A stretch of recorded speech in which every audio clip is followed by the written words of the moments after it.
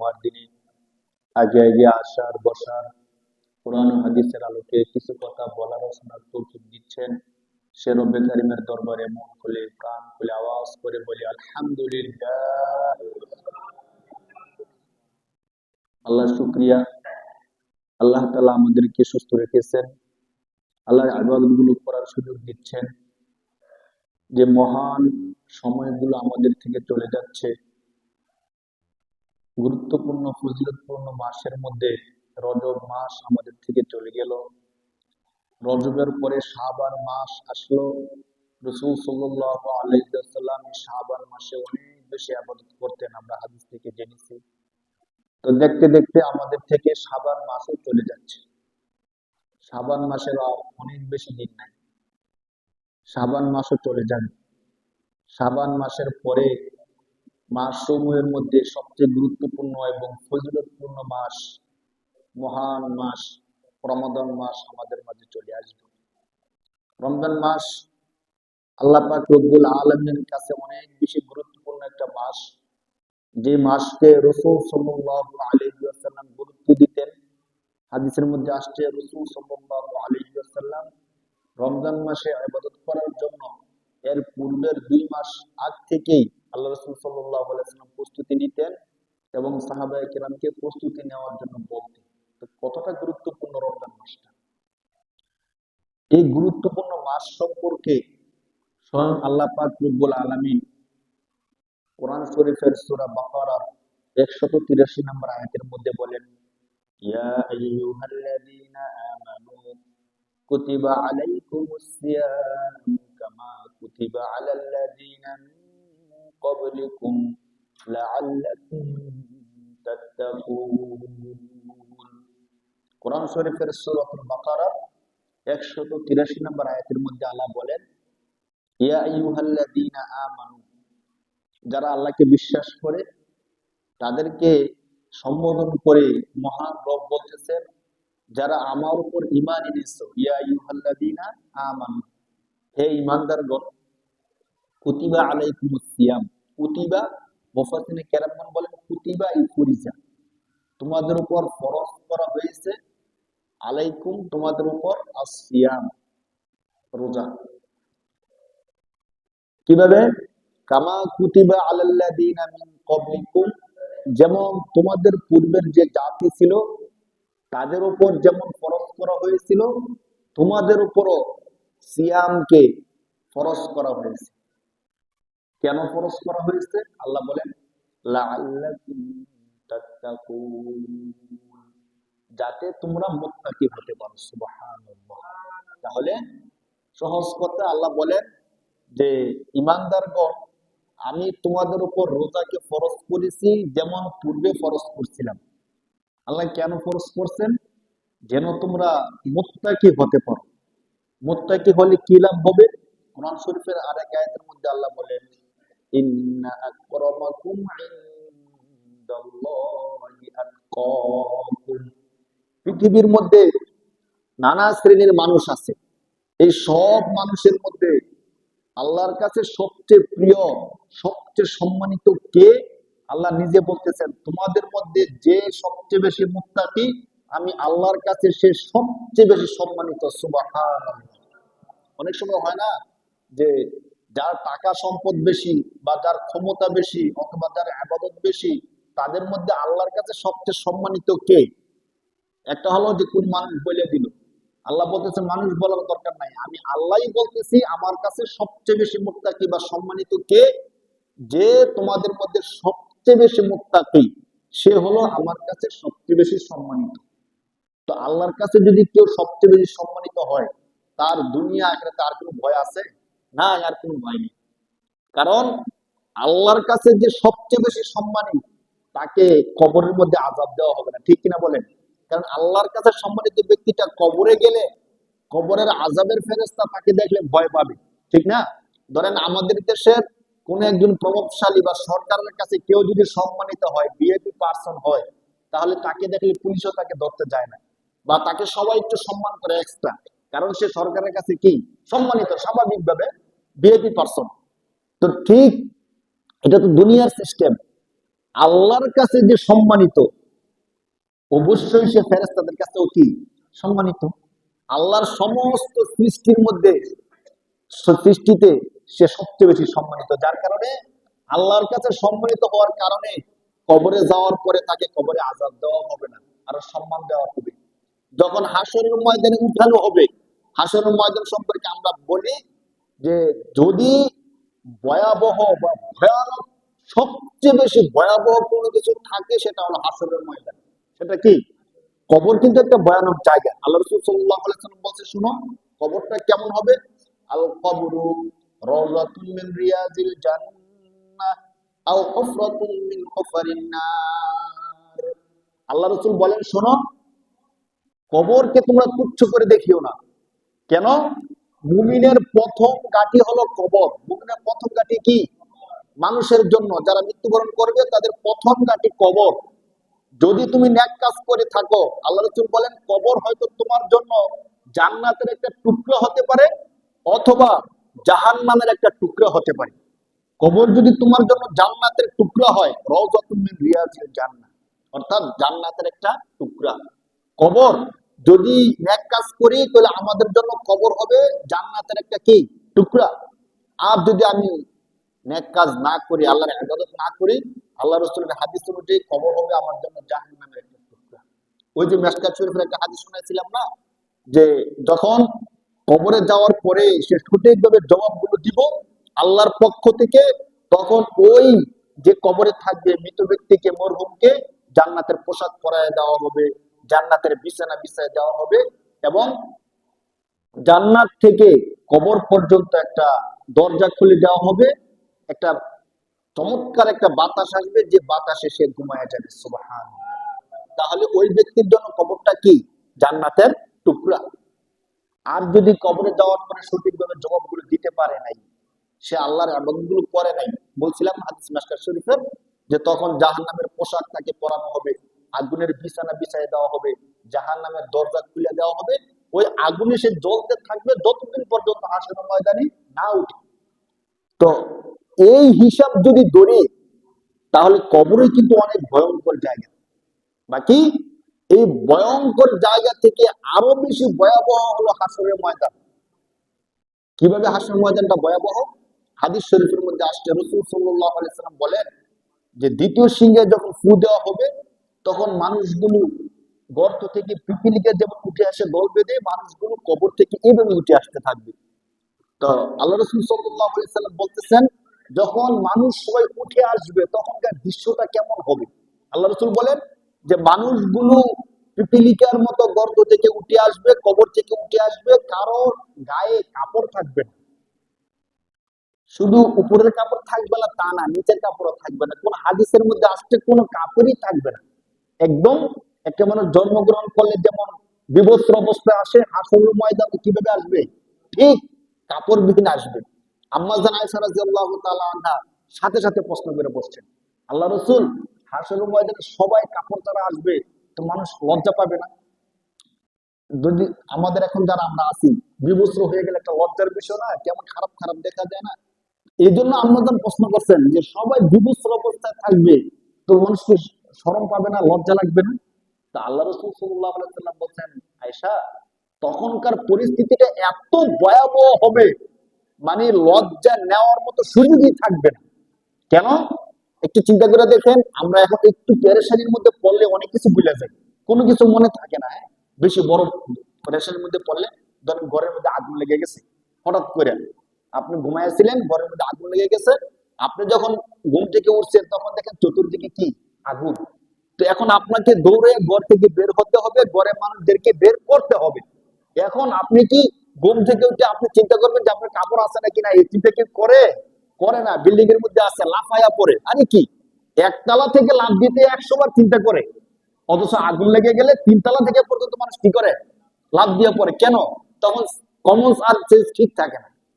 তো আগুন লেগে গেলে তখন কিন্তু আমরা পোশাক ঠিক আছে কিনা দেখি না। আর ভূমিকম্প যখন হয়েছে তখনই তো মানুষ কিভাবে দৌড়াইয়া, একটা খবরের মধ্যে আসছে যে ভূমিকম্পের সময়, ভূমিকম্পের কারণে বা বিল্ডিং ভেঙে পড়ে যা মারা যায়, এর থেকে আরো বেশি ক্ষতি হয় মানুষ যখন দৌড়াদৌড়ি করে, একজনের পায়ে আরেকজন বাড়ি লেগে অসতর্কতার কারণে মানুষ বেশি ক্ষতি হয়।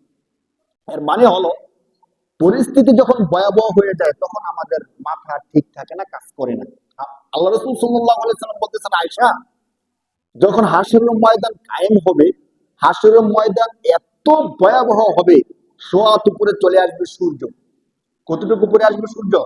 সোয়াত উপরে সূর্য চলে আসবে। যে সূর্য লক্ষ লক্ষ গুণ উপরে হওয়ার পরে আমরা রৌদ্র ভালো করে উঠলে ঘরের বাইরে যাই না। ওই সূর্য সোয়াত উপরে চলে আসলে নিচের যে জমি আছে, জমিনটা সূর্যের তাপে তামার মতো হয়ে লাল আকৃতি ধারণ করবে। উপরে সূর্যের কারণে থাকাটা কষ্টকর, নিচে লাল তামার মতো হয়ে যাওয়ার কারণে পা রাখা কষ্টকর। আর এমন অবস্থায় মানুষ কি দৌড়ের উপর থাকবে নাকি কার কাপড় আছে কার কাপড় নাই ওইটা দেখবে? সবাই তো দৌড়ের উপর থাকবে। আপনারা কাজ করেন, যখন রৌদ্র ভালো ভালো করে উঠে উত্তপ্ত বালুর মধ্যে দেখেন পা দিলে পা রাখা যায় কিনা, অনেক কষ্ট হয়ে যায়। আমি নিজে দেখছি, পা রাখাই যায় না। মানে দৌড়াইতে থাকবেন, দৌড়াইতে গেলেও দেখবেন যে পায়ের মধ্যে ঠসা পড়ে যাচ্ছে। তো ওইটা তো গরম বালু না, শুধু নিচের জমিনটা পুইরা তামার মতো লাল হয়ে যাবে। এই প্রচন্ডতার কারণে আল্লাহ রাসূল সাল্লাল্লাহু আলাইহি সাল্লাম বলেন যে তখন কার গায়ে পোশাক আছে কার গায়ে পোশাক নাই এটা দেখারও কারো সুযোগ থাকবে না। এত ভয়াবহ অবস্থা।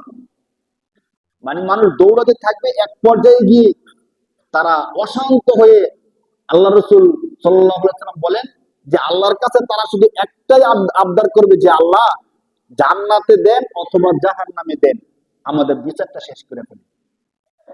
মানুষ যখন সহ্য উঠে আছে, কোন একটা জিনিস পাবে, হ্যাঁ, রেজাল্ট দেওয়ার সময় আমরা দেখছি দুনিয়ার তো হালকা জিনিস, পরীক্ষার রেজাল্ট দিবি, তার আগে কিন্তু সময়টা যেতেই চায় না। তখন যখন দেরি হয়ে যায় তখন মনে পাস করি অথবা ফেল করি, রেজাল্টটা দিয়ে দেখ অন্তত ফলাফলটা আসুক। তো ওই ভয়ঙ্কর সময় মানুষ শুধু এই কথাটাই বলবে যে আল্লাহ জান্নাতে দেন অথবা জাহান্নামে দেন। হাসর ময়দান আমাদের কি হইতেছে না, সহ্য হইতেছে না, আপনি বিচারটা করে ফেলেন। একটা ঐতিহাসিক হাদিস আছে না, যে সমস্ত মানুষ যখন দেখবে যে বিচার হইতেছে না, কেউ কেউ বলছেন যে 50,000 বছর শুধু হাসরের ময়দানে দৌড়িতে হবে। চিন্তা করে দেখেন এই ভয়াবহ অবস্থায় কত বছর। কেউ বলছেন 40,000 বছর, কেউ বলছেন 50,000 বছর। এর মানে হলো দীর্ঘ একটা সময় এই হাসরের ময়দানে শত কোনো সূর্য নিচে তামার মতো জমি নিয়ে থাকতে হবে। মাথার মগজগুলো গলে টকবক করে মাটি নিচে পড়তে থাকবে। তো অতিষ্ঠ হয়ে হাদিসটা সংক্ষিপ্ত বলি, তখন সমস্ত মানুষ বলবে আল্লাহ বিচার করেন, বিচার করেন। আল্লাহ তো বিচার করতেছে না। তখন তারা চিন্তা করবে কি করলে বিচারটা পাওয়া যায়, মানে তাড়াতাড়ি বিচারটা কিভাবে হবে। তখন তারা সবাই আদি পিতা আদম আলাইহিস সালামের কাছে যাবে, যে আমাদের বাবা আছে, ওনার কাছে গিয়ে বলি, উনি যদি আল্লাহর কাছে একটু সুপারিশ করা হয়তো বিচারটা হয়ে যাবে। তো ওনার কাছে গিয়ে বলবে যে আপনি তো আমাদের বাবা ছিলেন, আপনিই তো আদি পুরুষ ছিলেন, আপনিই তো আল্লাহর জান্নাতে ছিলেন, আল্লাহর নিকটবর্তী, আপনি একটু আল্লাহর কাছে বলেন জান্নাত দেখ জাহান্নাম দেখ, আমাদের বিচারটা আল্লাহ করে ফেলুন, আমাদের আর সহ্য হইতেছে না, একটু সুপারিশ করে দেন, বিচারটা হয়ে যায়। তা আদম আলাইহিস সালাম বলবে দেখো আমার উপর দিয়ে তো অনেক জলজাপটা গেছে, আল্লাহ বলছিল তুমি গন্ধম খাও না, কিন্তু আমি শয়তানের দোকে কি করছি, গন্ধম খাইয়া ফেলছি। আমি তো এখন চিন্তায় আছি আল্লাহ কি ওইটার জন্য আবার আমাকে ধরে কিনা। অতএব আল্লাহর সামনে গিয়ে আমি বিচার চাবো, আমার দ্বারা এই জিনিসটা সম্ভব না।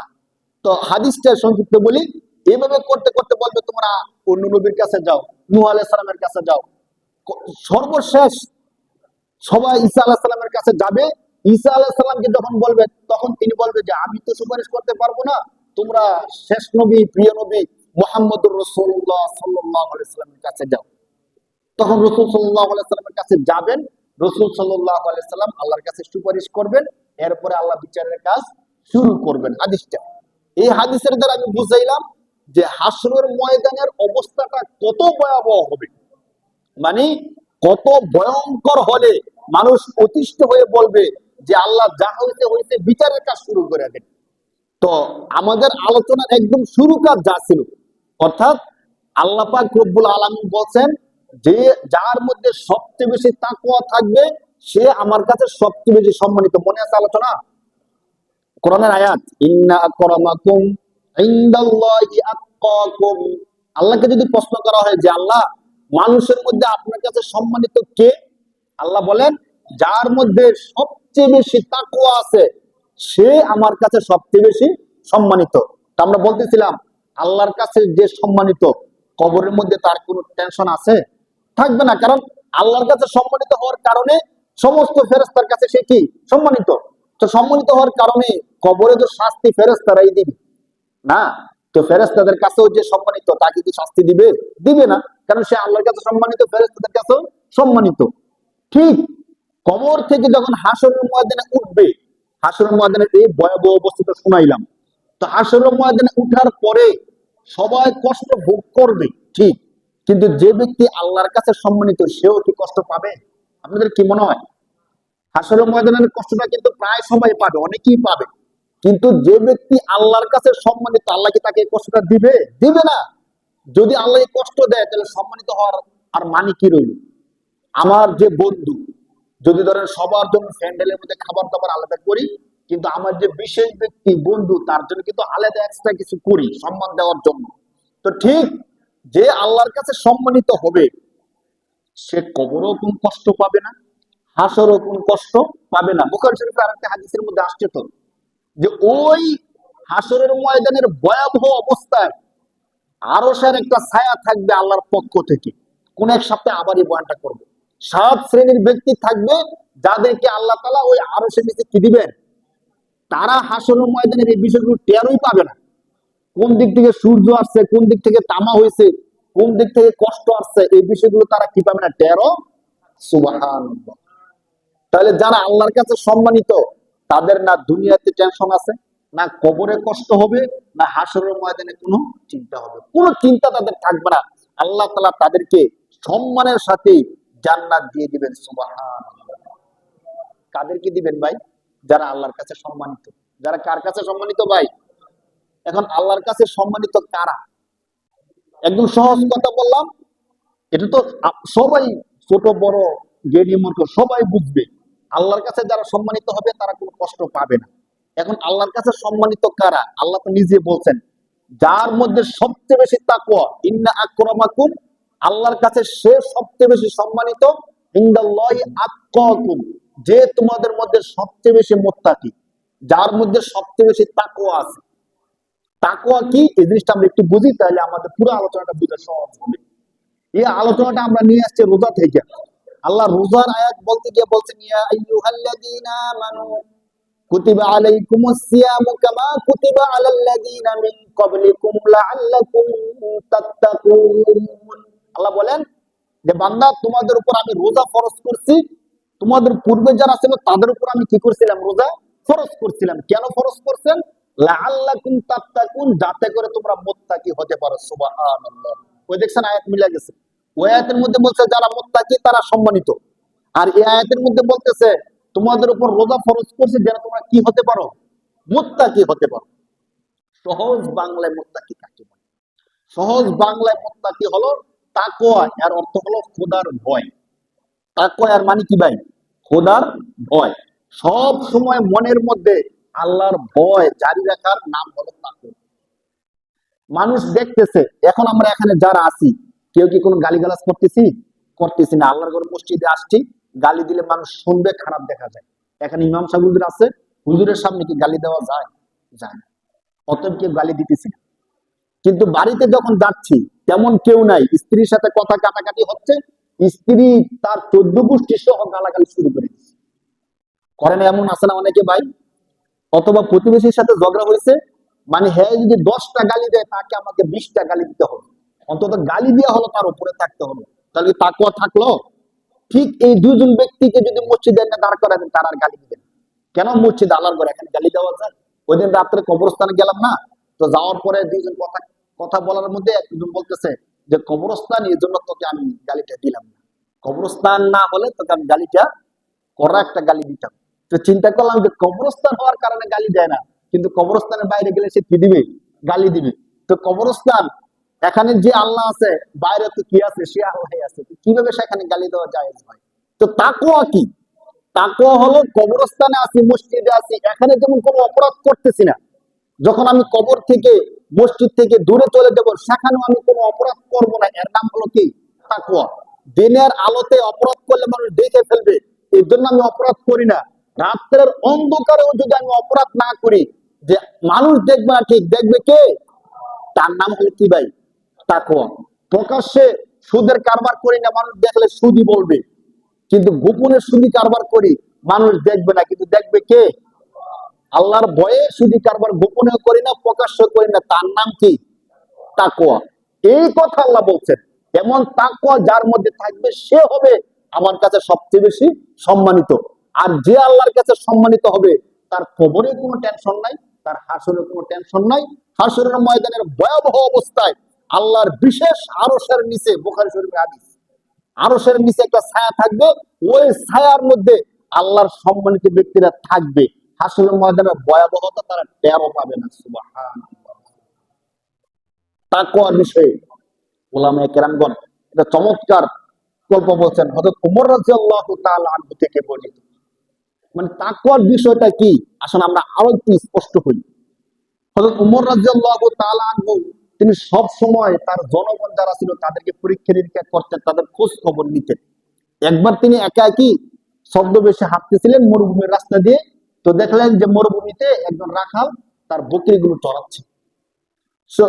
রাখালকে পরীক্ষা করার জন্য, রাখাল তো ওমর রাদিয়াল্লাহু তাআলা আনহুকে এভাবে চিনে না, সাধারণ মানুষ। আর ওমর রাদিয়াল্লাহু তাআলা আনহু কোনো লোক নিয়ে যায় না, একদম সাধারণ বেশে গেছে। তো রাখালকে গিয়ে বলতেছে, রাখাল, আমি একজন পথিক মানুষ, দূর থেকে আসছি, আমার অনেক পিপাসা লেগে গেছে। তো মরুভূমির মধ্যে তো পানিও পাওয়া যাইতেছে না, পানি পাওয়ার কোনো সুযোগ নাই। আমার মনে হয় তুমি যে বকরিগুলো পালতেছো এই বকরির মধ্যে দুধ আছে, তুমি আমাকে তোমার বকরি থেকে একটু দুধ দাও, দুধ খেয়ে আমি তৃষ্ণাটা মিটে। তো রাখাল বলতেছে যে আপনি কি, আপনাকে তো আমি চিনি না, আর এই যে বকরিগুলো দেখতেছেন এই বকরিগুলোর মালিকও আমি না, আমাকে দায়িত্ব দেওয়া হয়েছে শুধু লালন পালন করার জন্য, কাউকে দুধ দিয়ে দিব, কাউকে দুধ খাওয়াই দিব, এই অনুমতি মালিকের পক্ষ থেকে আমার নাই, অতএব আমি আপনাকে দুধ খাওয়াতে পারবো না। তো ওমর রাদিয়াল্লাহু তাআলা আনহু আরেকটু অগ্রসর হলেন, তাকে বললেন তাহলে এক কাজ করো, তুমি তোমার এই বকরি থেকে একটা বকরি আমার কাছে বিক্রি করে দাও, বিক্রি করে তুমি টাকাটা নিয়ে যাইবা, আর আমি বকরিটা নিয়ে গেলাম, দুধ খাইলাম, আমার চাহিদা পুরো হয়ে গেল, তুমি কিছু টাকা পেয়ে গেলা, মালিক জানবে না। মালিক যখন জিজ্ঞেস করবে বকরি কো, তুমি বললো বকরিটা হারাই গেছে বা বাঘে নিয়ে গেছে, তুমি কিছু একটা বললে, অনেকগুলো বকরির মধ্যে এক দুটো বকরি হারাইতেই পারে, স্বাভাবিক। তুমি এই কাজটা করো, তুমি কিছু টাকা পেলা, আমিও আমার চাহিদা পুরো করে নিলাম, মালিক তো আর জানবে না। তখন ওই বকরির যেই রাখাল ছিল, রাখাল বলতেছে, ইয়া আব্দুল্লাহ, ইয়া হাদা ফাইন আল্লাহ, তুমি বলতেছো কি, মালিক দেখবে না এই জন্য আমি বকরি বিক্রি করে দিব, তা আমার আল্লাহ কোথায়? সুবহানাল্লাহ। তাহলে তখনকার যে রাখাল ছিল তার মধ্যে কি ছিল বলেন? তাকওয়া ছিল। হয়তো আমাদের মধ্যে কেউ হলে বলতাম ভালো কথা, একটা বকরি যদি গোপনে বিক্রি করে দেই, কতগুলো টাকা পেলাম, রাখাল মানুষ তো এমনি গরিব না, তো গরিব মানুষ কিছু টাকা পেলে খারাপ কি? কিন্তু সে বলতেছে, ইয়া হাদা ইয়া আব্দুল্লাহ, হে আল্লাহর বান্দা, আমি যদি মালিককে ধোঁকা দিলাম, কিন্তু ফাইন আল্লাহ, আমি মালিক থেকে গোপন করলাম, কিন্তু আল্লাহ কোথায়? আল্লাহ তো দেখে ফেলবে, আল্লাহ থেকে তো গোপন করার সুযোগ নাই। তখন ওমর রাদিয়াল্লাহু তাআলা বলছে, হ্যাঁ, যতদিন পর্যন্ত এমন সৎ লোক সমাজের মধ্যে থাকবে ততদিন পর্যন্ত এই সমাজ আল্লাহ ধ্বংস করবে না। এই হলো তাকওয়া। কিন্তু যদি এমন হয়ে যেত যে মালিক যেহেতু জানবে না, একটা বকরি বিক্রি করে দিই, সমস্যা নেই, তাহলে তখন কিন্তু আর কি থাকতো না, তাকওয়াটা থাকতো না। এই জন্য আল্লাহ আল্লাহ তাআলা যে বলছেন, ছোট্ট একটা কথা শুধু, যার মধ্যে তাকওয়া আছে সে আল্লাহর কাছে সম্মানিত। আর যে আল্লাহর কাছে সম্মানিত তার দুনিয়া আখিরাত হাসর নাসর কোথাও কোনো কি নাই, ভয় নাই। তাকওয়া কি? তাকওয়া হলো সব সময় গোপনে প্রকাশ্যে, দিনের আলোতে রাতের অন্ধকারে আল্লাহর ভয়টা দিলের মধ্যে রাখা। আমি যাই করি না কেন, দেখেন কে? কেউ দেখে না, গোপনে একটা কাজ করতেছি, কিন্তু কেউ না দেখলো তখনও দেখেন কে? এই বিশ্বাস যার অন্তরে থাকবে, তার দ্বারা কি আর কোনো গুনাহ করা সম্ভব? বলেন, যদি যে কোনো কাজ করার সময় আমি একটা গালি দিব, মনে করলাম যে কেউ শুনবে না, আমি গোপনে একটা গালি তাকে দিয়ে দিই, কিন্তু তখনও যদি মনে করি দেখবে কে, তখন গালি মুখ দিয়ে আসবে? আসবে না। যে এই গালির জন্য তো আল্লাহর কাছে আমাকে জবাবদিহি করতে হবে। ধরেন আমি সুযোগ পাইলাম, সরকারি কিছু টাকা চাইলে এখান থেকে কাট করে আমার পকেটে ঢুকাই দিতে পারি, এটা সরকারের কোনো হিসাব নিবে না, সিস্টেম করে টাকাটা আমার পকেটে নিয়ে নিতে পারি। তখনও যদি মনে করি যে সরকারের টাকা তো সরকারের না, আমাদের দেশের সরকারি আমলা যারা টাকা মারে, আত্মসাৎ করে, তারা মনে করে এই টাকাটা সরকারের টাকা, আমি মেরে দিলাম। এই টাকা কি ভাই সরকারে না জনগণের? ভাই সরকারি ফান্ডে যে টাকাগুলো থাকে, যতগুলো বাজার সরকারের পক্ষ থেকে আসে, এই টাকাগুলো কি সরকার কাজ করে করে টাকাগুলো জমায়? সরকার কোনোদিন রাজমিস্ত্রির কাজ করে? সরকার কি কোনোদিন এভাবে খাটাখাটনি করে? কিচ্ছুই করে না। যদিও নামে আমরা বলি সরকারের টাকা, টাকা কি সরকারের? টাকা কার? জনগণের। আপনি যদি আমার টাকা মাইরা দেন, কোনো না কোনো একদিন আমার থেকে ক্ষমা নেওয়ার একটা কি আছে, সুযোগ আছে। মৃত্যুর আগে আপনি আমার কাছে গিয়ে বললেন যে আপনার থেকে 10,000 টাকা মেরে দিছিলাম, আজকে টাকাটা নিয়ে আসছি, অথবা টাকা আনতে পারিনি, আপনি আমাকে কি করে দেন, ক্ষমা করে দেন। মায়া হলে আমি ক্ষমা করেও দিতে পারি, দেয় না মানুষ মরার আগে? কিন্তু আপনি যে সরকারের নামে যে টাকাটা মেরে দিচ্ছেন, এই টাকা তো সরকারের না। এই টাকা বাংলাদেশের 18 কোটি জনগণ হলে 18 কোটি জনগণের। এখন একজনের হলে ক্ষমা নেওয়া যায়, আপনি যে সরকারের টাকা মেরে দিচ্ছেন, ক্ষমা নিতে হবে 18 কোটি জনগণ থেকে। কারণ এটা কোন জনগণের টাকা এটা তো জানা নাই, জানা আছে? তাহলে কার থেকে ক্ষমা নিতে হবে ভাই? সমস্ত জনগণ থেকে ক্ষমা নিতে হবে। আর যদি আপনি ক্ষমা না নিয়ে মারা যান, হাসরের ময়দানে 1 টাকা একটা পাই পাই করে আপনাকে আল্লাহর দরবারে কি দিতে হবে ভাই? হিসাব দিতে হবে। যখন সরকারি আমলা যদি এই বিষয়টা মনে রাখতো যে আমার সুযোগ আছে, আমি সিস্টেম করে টাকাটা আমার পকেটে ঢুকাতে পারবো, কোন জনগণও বুঝবে না, সরকারও বুঝবে না, উচ্চপদস্থ কেউ জানবে না। কিন্তু জানবে কে? যখন সে সাইনটা করতে যাবে, তখন যদি এই বিষয়টা মনে হয়, তখন কি সরকারি টাকা মেরে খাবে বলেন? তো দেখেন, একদম উপরের পদস্থ থেকে নিয়ে নিম্ন লেভেল পর্যন্ত ছোট্ট চোর যে 10 টাকা চুরি করে, সে যখন 10 টাকা চুরি করবে, সে যদি মনে করে যে এই 10 টাকার জন্য হাসরের ময়দানে আল্লাহর কাছে আমাকে কি দিতে হবে, জবাব দিতে হবে। হাসরের ময়দানে আল্লাহ যখন বলবে যে তুমি 10 টাকা চুরি করছিলা, এবার 10 টাকা তাকে ফিরিয়ে দাও, তো 10 টাকা তো ফিরিয়ে দেওয়ার কোনো কি নাই। হাসরের ময়দানে 10 টাকা পাইবো কই? পাওয়ার চান্স নাই। তো তাকে বলবে তাহলে তোমার যে যে সওয়াব গুলো করছো নামাজ রোজা পইরা, এই সওয়াব গুলো তাকে দিয়ে দাও। যদি একটা ছোট্ট চোর যে 10 টাকা চুরি করে, সে যদি এই বিষয়টা তার মনে আসে, তার দ্বারা কি চুরি করা সম্ভব? চুরি করা সম্ভব বলেন? সম্ভব না। তো আল্লাহ পাক রব্বুল আলামিন কোরআন শরীফের মধ্যে এমন চমৎকার একটা শব্দ বলছেন, যদি মানব জীবনে শুধু এই শব্দটা প্রয়োগ করে, আর কোনো কিছু না, কি? যে আল্লাহর কাছে সবচেয়ে সম্মানিত যার মধ্যে সবচেয়ে বেশি তাকওয়া আছে, খোদার ভয় আছে। অতএব আমার জীবনে খোদার ভয়টাকে কি করে নেই? ফিট করে নেই। যদি ফিট করে নিতে পারি, দেখবেন একদম উপর লেভেল থেকে নিয়ে নিম্ন পর্যন্ত, একটা ভিক্ষুক পর্যন্ত কোন অপরাধের মধ্যে জড়িত হবে না। শুধুমাত্র এই তাকওয়ার যে বিষয়টা আছে, অর্থাৎ আমি দিনের আলোতে যেমন অপরাধ করি না, রাতের অন্ধকারে অপরাধ করব না। লোকের সামনে যেমন অপরাধ করি না, লোকের চোখের আড়ালেও আমি কি করব না? অপরাধ করব না। প্রকাশ্যে যেমন অপরাধ করি না, গোপনেও আমি কোন অপরাধ করব না। যদি এই তাকওয়ার বিষয়টা আমাদের প্রত্যেকের মধ্যে চলে আসে, সমাজের মধ্যে মারামারি, কাটাকাটি, হানাহানি, বিশৃঙ্খলা আর থাকবে বলেন? থাকবে না। কোরআন শরীফের মধ্যে আল্লাহ তাআলা এই বিষয়টি বলছেন। রোজার আলোচনা করতেছিলাম। আল্লাহ পাক রব্বুল আলামিন বলেন, মুমিন যারা আমাকে বিশ্বাস করো, তাদের উপর আমি আল্লাহ ফরজ করছি রোজা। কি ফরজ করছেন? রোজা। রোজা এর একটা ছোট্ট ব্যাখ্যা বলে ফেলি। আমরা স্বাভাবিকভাবে বাংলাদেশের মধ্যে সবাই রোজা নামে চিনি, বাকি রোজা হলো ফার্সি শব্দ। রোজা কি শব্দ ভাই? আরবি 2টা শব্দ আছে, রমাদন অথবা সিয়াম। রমাদন এবং সিয়াম। সিয়াম এর অর্থ হলো সাধনা করা, আর রমাদন এর অর্থ হলো পুরে সারখার করে দেওয়া। আর রোজা আর রমাদন একই অর্থ। বাকি রমাদন হলো আরবি শব্দ, আর রোজা রোজা হলো ফার্সি শব্দ, আর রমাদন হলো আরবি শব্দ। এখন এই শব্দগুলো একটু বিশ্লেষণ করি। দেখেন, সিয়াম সাধনা করা, আর রমদান মানে হলো রমজুন, জেলে জলে পুরে সারখার করে দেওয়া। এর মানে কি? একটা ব্যক্তি যখন রোজা রাখে, সাধনা করে, তখন তার মধ্যে থাকা যত খারাপই আছে, আমাদের যে খারাপ কাজ করার মতো যে চিন্তা চেতনা নফস আছে, ওই নফসকে রোজা আগুনের মতো পুড়ে ছাই করে দেয়। খারাপ কাজ করার, গুনাহ করার মতো আর চিন্তা তার থাকে না। তো রোজা বিষয়টা দেখেন, সিয়াম সাধনা করা। সাধনা মানে একদম ভোর থেকে নিয়ে, অর্থাৎ আমরা যখন সাহারি খাই তখন থেকে নিয়ে সন্ধ্যা পর্যন্ত পানাহার এবং স্ত্রী সহবাস, এই সব কিছু থেকে বিরত থাকার নাম কি? সিয়াম, যাকে আমরা বাংলাতে বলি রোজা। তো এই সময়গুলোতে দেখেন, একদম সহজ কথা, যে তখনকার সময়ে আমাদের খাবারের মতো চাহিদা আছে, ক্ষুধা আছে, এরপর আমরা খাবার না খাওয়া, আমাদের স্ত্রী আমাদের জন্য হালাল বৈধ, এরপরও তার নিকটবর্তী না হওয়া, তার নাম হলো রোজা। অথচ যেহেতু আমি বিয়ে করছি, বৈধ স্ত্রী, রমজান মাসে কি তার কাছাকাছি যাওয়া যাবে? যাওয়া যাবে না। আমার ঘরে সমস্ত খাবার দাবার আছে, সুস্বাদু খাবার দাবার, পানি আছে, আমার পেটে প্রচন্ড ক্ষুধা আছে, এরপরও কোনো কিছু ধরা যাবে না। এর নাম কি ভাই? রোজা।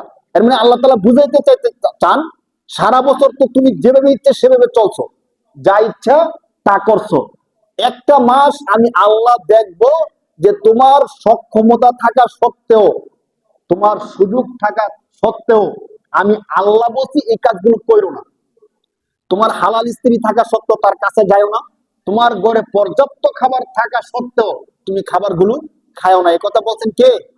কে বলছেন ভাই? তো আল্লাহ বলতেছেন যে আমি দেখব যারা মুমিন আছে তারা আমার কথা মানে কি মানে না। কয়দিন? 1 মাস। কয়দিন ভাই? তো যারা মানবে, আল্লাহ বলেন এই একটা মাস যারা আমি আল্লাহর কথা মেনে তারা সব কিছু থেকে, অপরাধ থেকে বিরত থাকবে, সাথে সাথে বৈধ জিনিস যেগুলো বৈধ ওইগুলো থেকেও বিরত থাকবে, আমি আল্লাহ বলার কারণে তাদেরকে আমি আল্লাহ মুত্তাকি বানায় দিব। সুবহানাল্লাহ। তাদেরকে আল্লাহ কি বানায় দিবেন ভাই? এই যে কোরআনের আয়াতের শেষে বলতেছেন যে তোমাদের উপর রোজা ফরজ করছি লাআল্লাকুম তাত্তাকুন, যাতে তোমরা কি হতে পারো? মুত্তাকি হতে পারো। মুত্তাকির সহজ বাংলা বলছিলাম খোদার ভয়। এখন আমার পেটে ক্ষুধা আছে, সামনে খানা তৈরি করা আছে, এরপর আমি খাই না, কার ভয়ে? বলেন কার ভয়ে ভাই? আল্লাহর ভয়। অথচ আমি খাইলে কেউ কি আমাকে শাস্তি দিবে? দুনিয়ার কেউ কি বলবে এই মিয়া দিনের বেলা খাইছেন কেন? কেউ বলবে? বা সরকারি পক্ষ থেকে এমন কোন বিধান জারি করা আছে যে রমজান মাসে কেউ যদি রোজা না রেখে খাবার খায় তাকে গ্রেফতার করা হবে? এমন কোনো কথা আছে? নাই। সামাজিক ভাবে এমন কোনো কিছু আছে যে আমাদের সমাজের মধ্যে কেউ যদি রোজা না রাখে তাকে সমাজ থেকে বের করে দেওয়া হবে? এমন কোনো কথা আছে? নাই।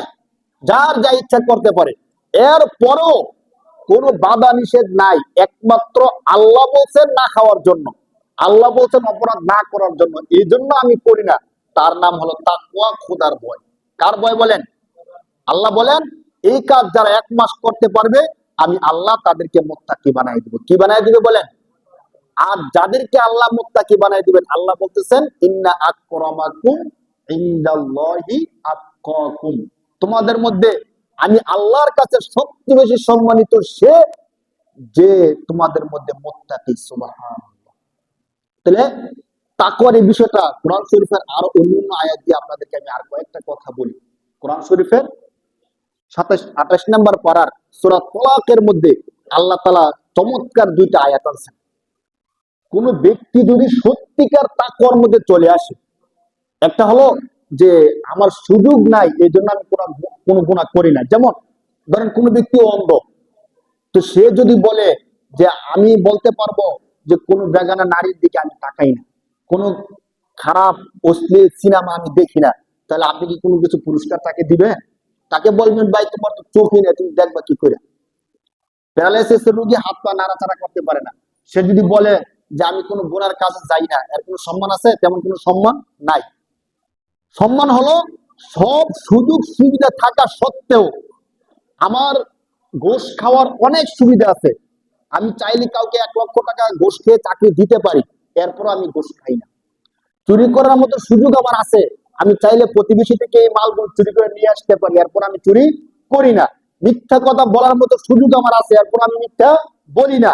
হারাম খাওয়ার মতো অনেক সিস্টেম আমার জানা আছে, চাইলে আমি হারাম খাইতে পারবো এবং হজম করে ফেলতে পারবো, এরপরও আমি হারাম খাই না। যদি এমন করি তাহলে আল্লাহর পক্ষ থেকে পুরস্কার দেওয়া দেওয়া হবে। সে ব্যক্তি আল্লাহর পক্ষ থেকে কিভাবে ভাই পুরস্কার পাবে? সুযোগ থাকা সত্ত্বেও যদি আমি এই কাজগুলো না করি। কেন করি না? কারণ আল্লাহ না করছে। কে না করছে ভাই? আল্লাহ না করছে। কোরআন শরীফের সূরা তালাকের আয়াতের মধ্যে আল্লাহ পাক রব্বুল আলামিন বলেন কোন ব্যক্তির মধ্যে যদি তাকওয়া চলে আসে, সহজ কথায় কারো মধ্যে যদি খোদার ভয় চলে আসে, আল্লাহ তাআলা তাকে 4টা পুরস্কার দিবেন। কয়টা পুরস্কার দিবেন? কোরআন শরীফের আয়াতে আল্লাহ নিজে বলতেছেন কোন ব্যক্তি যদি তার মধ্যে তাকওয়া নিয়ে আসে। আমরা আজকে থেকে একটু নিয়ত করি, তাকওয়ার বিষয়টা অনেক কঠিন কোনো কিছু না, শুধু আমার নিয়ত আর হিম্মতের উপর। আমি যদি নিয়ত করি আজকে থেকে আমি মোত্তাকি হয়ে যাব, কি হয়ে যাব ভাই? আজকে আলোচনাটা আমরা শুধু তাকওয়া চলুক। যদি আমি নিয়ত করি আল্লাহর কাছে সবচেয়ে সম্মানিত কে, যে নাকি মোত্তাকি। আল্লাহর কাছে সবচেয়ে সম্মানিত কে ভাই? মুত্তাকি। আর যে আল্লাহর কাছে সম্মানিত সে কবরও সম্মানিত, সে হাসরও সম্মানিত, সে জান্নাতেও সম্মানিত। অতএব পুরস্কারটা তো অনেক বড়। আজকে থেকে আমরা মুত্তাকি হয়ে যাব, সবাই নিয়ত করি ইনশাআল্লাহ। এখন মুত্তাকি কিভাবে হব? একদম সহজ কথায়, আল্লাহ যে বিষয়গুলো নিষেধ করছেন এই বিষয়গুলোকে ছেড়ে দিব, আল্লাহ যে বিষয়গুলোকে আদেশ করছেন ওই বিষয়গুলোকে করতে থাকবো, তাহলে আমি কি হয়ে যাব ভাই? মুত্তাকি হয়ে যাব। মুত্তাকি হলে কোরআন শরীফে আল্লাহ বলতেছেন আমি তাকে 4টে পুরস্কার দিব। 4টে পুরস্কার কি? কোরআন শরীফের 28 নম্বর পারার সূরা তালাকের মধ্যে আল্লাহ বলেন ওয়ামান ইয়াত্তাকিল্লাহা ইউকাফফিরহু আনহু সাইয়্যাতিহি ওয়া ইউযিম লাহু আজরা। এই আয়াতের মধ্যে 2টা পুরস্কার বলছেন, একটু বুঝেন। আল্লাহ বলেন ওয়ামান ইয়াত্তাকিল্লাহা, যে ব্যক্তি তাকওয়া অবলম্বন করবে, তোমাদের মধ্যে যে মুত্তাকি হতে পারবে, ইউকাফফিরু আনহু সাইয়্যাতিহি, আল্লাহ তাআলা তার সমস্ত গুনাহগুলোকে ক্ষমা করে দিবেন। সুবহানাল্লাহ। মানুষ জাহান্নামে কেন যাবে? গুনার কারণে। কেন যাবে ভাই? আল্লাহ যদি গুনাহ ক্ষমা করে দেয় তার আর কোনো চিন্তা আছে? 1 নম্বর পুরস্কার। এই পুরস্কারটা কিন্তু আমাদের জন্য সবচেয়ে বড়, কারণ শয়তানের ধোঁকায় পড়ে গুনাহ করছি না এমন কেউ নাই, কম বেশি গুনাহ হয়ই হয়। আল্লাহ বলতেছেন ওমাইয়াত্তাকিল্লাহ, যে ব্যক্তি তাকওয়া অবলম্বন করবে, মুত্তাকি হবে, ইউকাফফিরু আনহু সাইয়্যাতি, সাইয়্যাত মানে অপরাধ, মন্দ যত কাজ আছে সমস্ত কাজগুলোকে আল্লাহ তাআলা মিটায়ে দিবেন। সুবহানাল্লাহ। 2 নাম্বার ওয়া ইউযিম লাহু আজরা, আল্লাহ বলেন তার গুনাহগুলো ক্ষমা করে দেওয়ার সাথে সাথে আমি আল্লাহ তাকে মহান একটা পুরস্কার দেব। সুবহানাল্লাহ। যদি আমাদের এলাকার মেম্বার বলে যে তোমাকে বড় একটা পুরস্কার দিব, এর মানে হতে পারে 5,000 টাকা। কত হাজার টাকা? একটু খেয়াল করেন।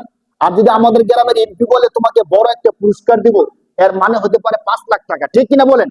মানে ব্যক্তি হিসেবে পুরস্কার কি হয়? ভিন্ন হয়। যদি সরকার বলে যে তোমাকে আমি বড় একটা পুরস্কার দিব, এর দাম হতে পারে 5 কোটি টাকা। ঠিক না বলেন? তো যেখানে স্বয়ং আল্লাহ বলছেন যে তোমাকে আমি মহান একটা পুরস্কার দেব, অবশ্যই সেই পুরস্কারটা হবে সবচেয়ে বড় পুরস্কার, তার নাম হলো জান্নাত। সুবহানাল্লাহ। তাহলে কোন ব্যক্তি যদি মুত্তাকি হয় তাকে আল্লাহ পুরস্কার দিবেন 4টা। কয়টা পুরস্কার? এই আয়াতের মধ্যে 2টা আসছে। একটা হলো গুনাহ ক্ষমা করে দিবেন, 2 নাম্বার হলো মহান একটা পুরস্কার দিবেন। কি পুরস্কার এটা আল্লাহ জানেন। পরের আয়াতের মধ্যে, এই সূরার মধ্যে আরেক আয়াতের মধ্যে আল্লাহ বলেন ওমান ইয়াত্তাকিল্লাহা ইয়াজআল লাহু মাখরাজা ওয়া ইয়ারযুকহু মিন হাইসু লা ইয়াহতাসিব। আল্লাহ বলেন তোমাদের মধ্যে যারা তাকওয়া অবলম্বন করবে, গুনাহ ক্ষমা করে দেওয়া, জান্নাত দেওয়া, এগুলো কি দুনিয়ার বিষয় না আখিরাতের বিষয়? আখিরাতের। দুনিয়াতে তো কোনো কিছু পাইলাম না। আল্লাহ বলেন শোনো, কোন ব্যক্তি যদি তাকওয়া অবলম্বন করে আমি আল্লাহ তার জন্য দুনিয়ার মধ্যে পুরস্কার রাখছি। কি?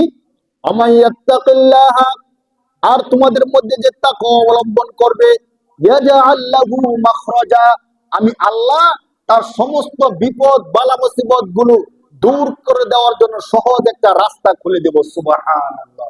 অনেক সময় হয় কি আমাদের কাছে মানুষ এসে এমন বিপদের কথা বলে, এমন সমস্যার কথা বলে যে এই সমস্যা আর কোনোদিন সমাধান হওয়ার নাই, আর সুযোগ নাই। সময় থাকলে অনেকগুলো সমস্যা বলতে পারতাম। এমন সমস্যা মানুষের জীবনে আসে, একদম সমাধান নাই। আল্লাহ বলতেছেন তোমাদের মধ্যে কেউ যদি তাকওয়া অবলম্বন করে, মুত্তাকি হয়, আমি আল্লাহ তার এমন কঠিন বিপদকে সহজ করে দেওয়ার রাস্তা খুলে দেব। সুবহানাল্লাহ। শুধু এতটুকু? আল্লাহ বলতেছে না, প্রথম আয়াতের 2টা পুরস্কার আখিরাতের সাথে সম্পর্ক, আর এখন যে বলতেছি এই আয়াতের 2টা পুরস্কার দুনিয়ার সাথে সম্পর্ক। দেখেন ومن يتق الله يجعل له مخرجا ويرزقه من حيث لا يحتسب। আল্লাহ বলেন দুনিয়ায় যে 2টা পুরস্কার দেবে এর মধ্যে একটা হলো তোমাদের যত বিপদ আপদ আছে কঠিন থেকে কঠিন বিপদের সহজ রাস্তা খুলে দিব। 2 নাম্বার হলো তোমাদেরকে আমি আল্লাহ এমন স্থান থেকে, এমন জায়গা থেকে রিজিক দিব যে রিজিকের চিন্তা কল্পনাও তোমরা করো নাই। সুবহানাল্লাহ। অনেক সময় হঠাৎ করে এমন হয়ে যায় যে এক জায়গার মধ্যে আমার চাকরি হয়ে গেছে, আমি কল্পনাও করি না যে এখানে আমার চাকরিটা হলো। বা ব্যবসা করতেছি, এমন একটা কাস্টমার চলে আসে 5 লক্ষ টাকা 10 লক্ষ টাকার, আমি কল্পনা করতে পারি নাই যে এই কাস্টমারটা আজকে আসবে। আল্লাহ বলেন যদি তোমরা তাকওয়া অবলম্বন করো তাহলে ওয়াজআল্লাহু মাখরাজা ওয়ারযুকহু, আল্লাহ তোমাদেরকে রিজিক দিবেন মিন হাইসু লা ইয়াহতাসিব, এমন স্থান থেকে রিজিক দিবেন যে রিজিকের কল্পনাও তোমরা করো নাই। হাদিসের মধ্যে একটা ঘটনা আসছে, এই ঘটনা শুনলে বুঝতে পারবেন যে আল্লাহ চাইলে কত বিশাল রিজিক দিতে পারে। আল্লাহ রাসূল সাল্লাল্লাহু আলাইহি সাল্লাম 300 থেকে বেশি কিছু সাহাবীকে জিহাদের ময়দানে একটা অভিযান করার জন্য প্রেরণ করছেন। তৎকালীন সময়ে এই সফরগুলো করার জন্য 7টা মাস মাস সময় চলে যেত। তো তারা সামান্য খাবার দাবার নিয়ে অভিযানের মধ্যে রওনা হয়েছে। সপ্তাহ যাওয়ার পরে তাদের খাবার দাবার সব শেষ হয়ে গেছে। এখন তারা খাবার দাবার কি খাবে? তারা বলছে যে খাবার দাবার শেষ হওয়ার পরে এমন পরিস্থিতি হয়েছে, আশেপাশেও খাবার নাই, আমাদের সাথেও খাবার নাই, আমরা গাছের পাতা খাওয়া শুরু করে দিছি। স্পষ্ট শব্দ আসছে যে আমরা তখন গাছের পাতা খাওয়া শুরু করে দিছি। গাছের পাতা খাওয়ার কারণে আমাদের শরীরের স্বাভাবিক অবস্থা অস্বাভাবিক হয়ে গেছে। একটা সময় আসলো গাছের পাতা খাওয়ার মতো সুযোগ আমাদের থাকলো না মরুভূমির মধ্যে। কিন্তু ওই সফরের অভিযান চালাইতে গিয়া আমাদেরকে আরো দীর্ঘদিন এখানে থাকতে হবে। কিভাবে থাকবো? আমরা সবাই টেনশন পেরেশানির মধ্যে ছিলাম, জিকির আজকারের মধ্যে লিপ্ত ছিলাম। তো নদীর পাড় দিয়ে আমাদের এই অভিযানের কাফেলা চলতেছিল, 300 থেকে আরো বেশি মানুষের কাফেলা। তো আমরা যখন চরম পর্যায়ে চলে গেলাম, তখন করে আমরা হঠাৎ দেখলাম যে যে নদীর পাড় দিয়ে যাচ্ছি ওই নদীর পাড়ে বিশাল বড় একটা মাছ এসে ভিড়ে গেছে। সুবহানাল্লাহ। মাছের আকৃতিটা কেমন ছিল? তারা বলছে এই মাছটা আমরা 300 মানুষ প্রায় 18 দিন থেকে আরো বেশি সময় ধরে শুধু এই মাছটাই খাইছে। সুবহানাল্লাহ। তাদের সাথে আর কোনো খাবার নাই, শুধু এই মাছটাকে আগুন আগুন দিয়ে গরম করে করে শুধু এই মাছটা খাইছে। কতদিন? 18 দিন। কতজন মানুষ? 300 প্লাস মানুষ 18 দিন এই মাছটা খাইছে। এবং একজন সাহাবী বলতেছিল তাদের যে সেনাপতি, যে মাছের যে হাড়টা আছে, বুকের হাড়টা, কাটাটা, এই কাটাটা ওটা করে ধরো। যখন ধরছে, একজন মানুষ ওটের উপর বৈশা ওই কাটার নিচ দিয়ে আসা যাওয়া করতে পারে, এত বিশাল ছিল মাছটা।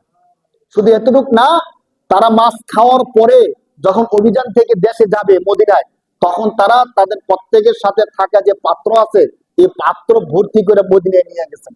আল্লাহ রসুল সাল্লাল্লাহু আলাইহি সাল্লামের সামনে যখন এই ঘটনা বলছেন, আল্লাহ রসুল বলেন, আরে এটা তো দুনিয়ার কোনো সাধারণ খাবার না, বরং আল্লাহর পক্ষ থেকে তোমাদের জন্য নিয়ামত স্বরূপ দেওয়া হয়েছে। সুবহানাল্লাহ।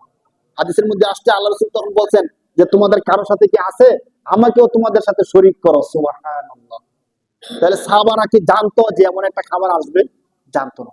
তারা যখন তাকওয়া অবলম্বন করছে, আল্লাহ পাক রব্বুল আলামিন এমন জায়গা থেকে তাদেরকে রিজিক দিচ্ছেন। ওই যে কোরআন শরীফের আয়াত, কেউ যদি তাকওয়া অবলম্বন করে আল্লাহ তাআলা তাকে অপ্রত্যাশিত স্থান থেকে রিজিক দিবেন। এ ওয়াদা কার?